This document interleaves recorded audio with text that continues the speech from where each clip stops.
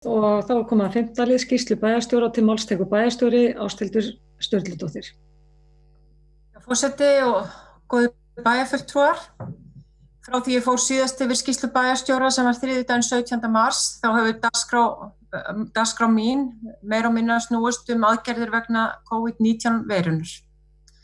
Það eru daglega fundir með sviðsstjórum þar sem farið yfir stöðuna og svo tvisvar í viku með ykkur í neðastjórn Akureyrarbæjar og sviðsstjórum og að síðustu það reglulegir fundir með aðgerðastjórn sem hafa verið í 3 viku.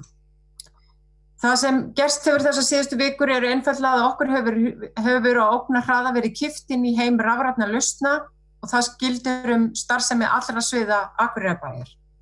Álagið við að finna lausnir hratt og örugglega hefur verið aðeins misjafnt eftir því hvaða þjónustu ræðir.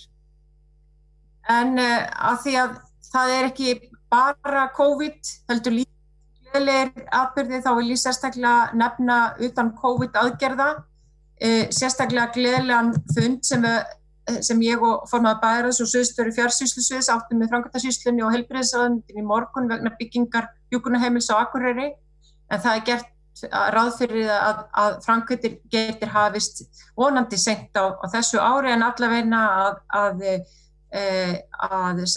hönnunarsamkeppni og staðarval og hönnunarsamkeppni og hönnun hefjist í sumar. Nú eru grunnskólanir komnir í páskafrí en þar hefur aðsókn verið þriðjungur af því sem getur talið eðlilegt og sama gildir leikskólana. Þetta hlutfall hefur þó gert starfsfólki kleift að sinna starfi sínu vel og ég vil hrósa þeim í hástert fyrir að standa vaktina með mikilli prýði og það sama gildir starfsfólk frístundar. Grunnskólanir hafa tekið gríðarlegt stökk í að leita lausna í fjár- og heimakennslu og er óhætt að segja að grettistaki hefur verið lyft síðustu vikur. Að því sögðu vil ég líka þakka nemendum og foreldrum þeirra fyrir framlag þeirra við að stökka á þennan vagn og það var allir hjálpast að við að láta þetta ganga upp. Það er líka alveg ljóst að við erum búin að læra ótrúlega margt og þegar aftur fyrir að sjá til sólar, þá verður skólakerfið okkar allt annað og tækifærin fjölmörg til að halda áfram á þessari spennandi braut. Ég held að mér sé óhætt að fullyrða að það verður ekkert alveg eins og það var og það er stóra tækifærið. Félagsþjónustan sem í eðli sínu er mjög viðkvæm þjónusta hefur einnig tekið stóran skerf í notkun rafrænna lausna til þess að veita skjólstæðingum sínum þjónustu. Í stað þess að hittast, maður og mann, geta ráðgjafar nú veitt viðtalsþjónustu í gegnum netið á öruggan og þægilegan máta fyrir alla. Það hafa líka verið tekin stór skref við að færa ýmiss konar þjónustu í þjónustugáttina og nefni ég hér með dæmi fjárhagsaðstoð en nú er þessi tegund af þjónustu komin í þjónustugáttina þar sem hún á að vera. Það hefur verið mikið álag á velferðarþjónustuna okkar og starfsfólkið hefur staðið vaktina af einurð og æðruleysi.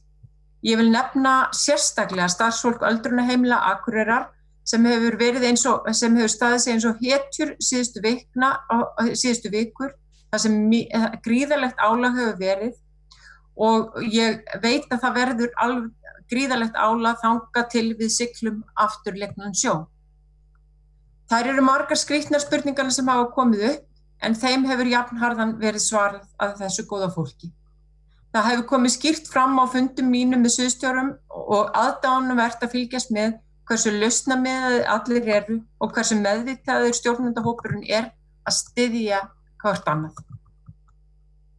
Hvað varðar unga fólkið, þá hefur það verið og er áskorun að geta sagt með fullri vissu að við séum að ná til allra, en starfsfólk okkar í félagsmiðstöðunum, skólasmiðinu og virkinu leggur hart fram við að ná til sem flestra, hvort sem það er í gegnum samfélagsmiðla, nú eða bara með því að hringja. Ég til dæmis heyrt á opnum húsum sem fara nú fram á netinu og takast alveg prýðilega og nú síðast sá ég að ungmennin eru hvött til að taka þátt í blöðruleik sem hófst í gær út allan bæ. Það er ekki bara bánsar í gluggum, heldur líka litríkar blöðrur hingað og þangað. Og eins og ég nefndi áðan þá hefur rafræn stjórnsýsla tekið heljarstökk og ég hefur gríðarlega ánægð með það. Fjöldi umsókna í þjónustugátt sveitarfélagsins hefur sem fyrr segir aukist mikið og í raun er staðan svo að allar þær umsóknir sem við teljum að hægt sé að þjónusta þar í gegn eru annaðhvort komnar þangað eða eru nú í ferli. Ég vil að síðustu nota tækifærið og fá ykkur öll í lið með mér að hvetja alla sem vettlinga geta valdið til þess að skrá sig í bakvarðasveit Akureyrarbæjar. Það er ekki bara verið að leita að heilbrigðismenntuðu starfsfólki, heldur fólki með alls konar menntunar reynslu sem getur nýst okkur þegar harðna fer á dalnum.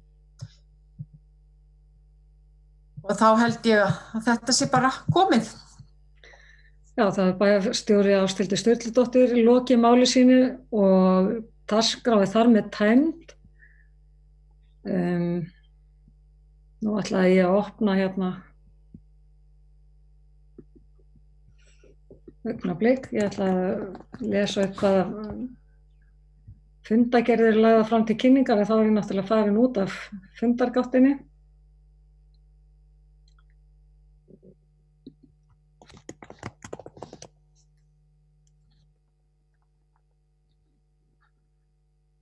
Við gefum okkur bara smá stund til þess að ná í þetta.